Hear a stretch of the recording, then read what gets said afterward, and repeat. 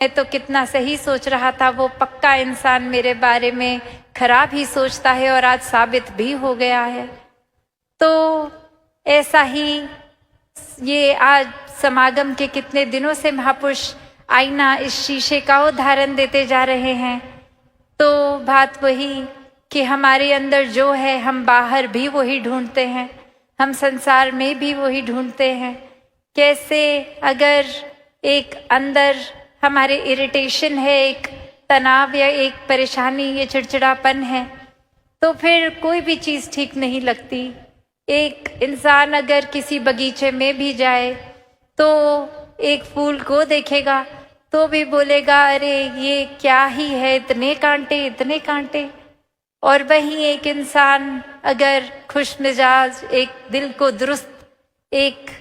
सही तरह से सोच रख रहा है, सद्बुद्धि से हर नज़रिए से देख रहा है, तो वो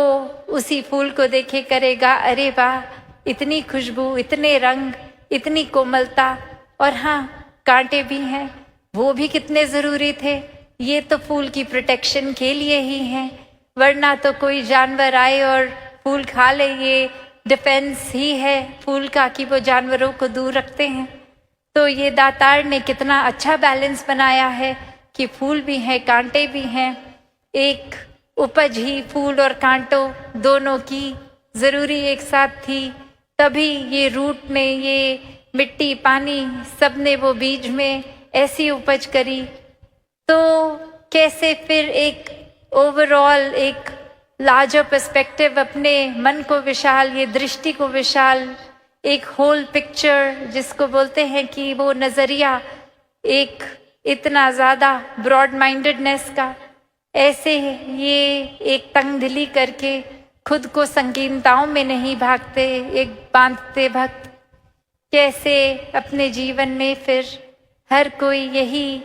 नज़रिया रखता है कि बेशक अगर हमारे कोई अंदर ख्याल आया है तो वो उसको डिसमिस नहीं करना, वो ख्याल आया है तो उसके बारे में ज़रूर सोचना है, एक सोच कर ये कंक्लूजन कि क्या अब इस ख्याल को मैंने और एक्सपेंशन देनी है, या ये बहुत ही उस तरह का ख्याल है जो अननेसेसरी है, ये अगर इसमें मैं सोचने के लिए और टाइम एंड एनर्जी लगाऊं तो ये फिर एक प्रोडक्टिव नहीं रहेगा, ये मेरा भी मन बुझा देगा। एक उसकी बजाय नेगेटिविटी के एक पॉजिटिव चीज़ को फिर मैं सोचूं। तो ये चुनाव, ये चेतनता का इस दातार के आश्रय अगर हो तो वाकई ही ये आत्ममंथन में सही दिशा ही ली जाएगी। कैसे फिर हर कोई एक सिर्फ अपने ही ख्याल तक नहीं, एक आसपास भी अगर कोई उस तरह का ख्याल रखे जो मन को थोड़ा लो फील करवाए, तो भक्त तो हर समय उसी टाइम करेक्शन करवा के ये एक ऐसा बोलेंगे कुछ कि ये दातार से जुड़ता हुआ एक इशारा करते हुए वो फिर ख्याल भी बिल्कुल ठीक दिशा ही चले जाएंगे। एक मन वापस फिर सही रास्ते लग जाएगा, ये अपलिफ्टमेंट हो जाएगी मूड की भी। तो ऐसे ही भावों से संत हमेशा से युक्त हुए हैं कि अपना भी कल्याण हो और सामने वाले का भी। कैसे फिर ये एक नज़रिया कि सामने वाले के बारे में अगर मैंने सोच ही लिया है कि वो बुरा सोचता है मेरे बारे में, तो वहाँ एक ऐसा भी उदाहरण आता है जो अक्सर हमने सुना है कि एक स्कूल में एक्सपेरिमेंट किया गया जहाँ हर बच्चे को कहा कि आप जिस बच्चे को अगर एक कोई चूज़ कर लो और उसके बारे में एक अच्छी चीज़ कोई लिखो, और जब रिजल्ट्स आते हैं तो कुछ बच्चे जो सोचते थे अभी तक कि सामने वाला बच्चा मुझे पसंद नहीं करता, वो हैरानगी की बात कि उसी इन बच्चे ने इतनी अच्छी बात लिख दी कि मेरी ये क्वालिटी से उसने ये सीखा। और वहीं अपना ये फिर मन की धारणा चकनाचूर की अरे ये ऑल दिस वाइल ये तो मैं ही उसके लिए ग्रज होल्ड कर रहा था, वो इंसान तो कुछ भी नहीं सोचता मेरे बारे में ऐसे।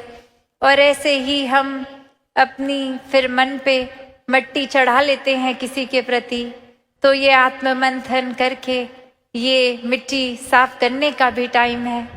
कैसे फिर हर समय एक अगर कुछ बात है भी मन पे तो वो रिश्ते टूट भी रहे हैं, बिखर भी रहे हैं, तो ये समय एक अहंकार को छोड़ के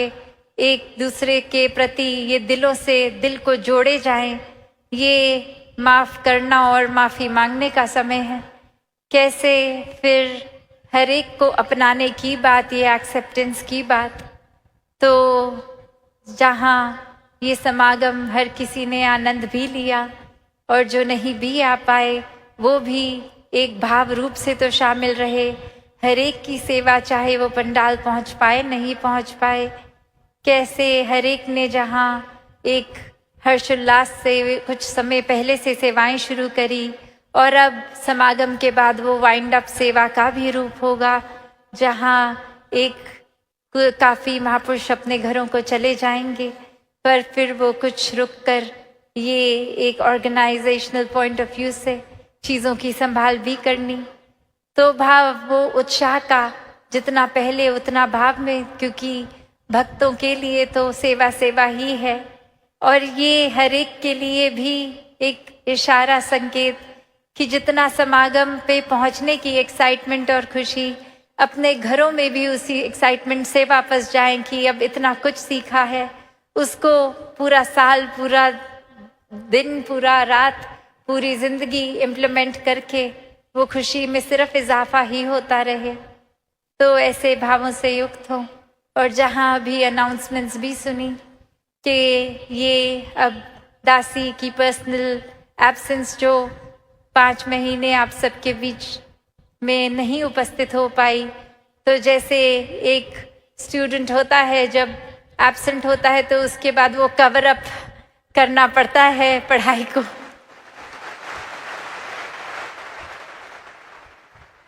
तो अब वही भाव कि आप सबने और दातार ने कैसे वो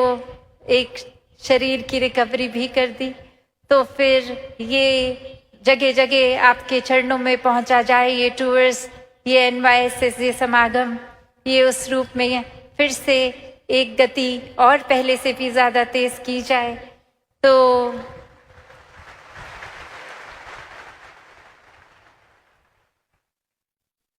तो हर एक को जहाँ ये समागम भी मुबारक,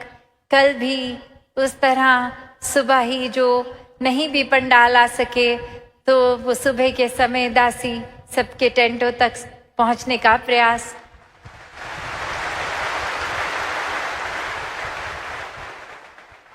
और फिर शाम को जो कला का रूप होगा वो भी भक्तों का एक संदेश उस रूप में भी।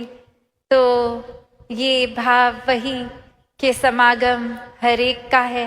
हर एक ने इसमें हर तरह से एक पॉजिटिव कंट्रीब्यूशन करी, ये सिखलाई सीखी, और वो सिर्फ अपने तक ही नहीं, एक अपने से शुरुआत तो ज़रूर करनी है पर अपने तक ही नहीं, ये सच्चाई का, ये निराकार को हर रूह एक पहचान के एक अपना कल्याण कर ले अपने जीवन में, फिर अच्छाई ये संदेश को स्वयं जीना है और चलते फिरते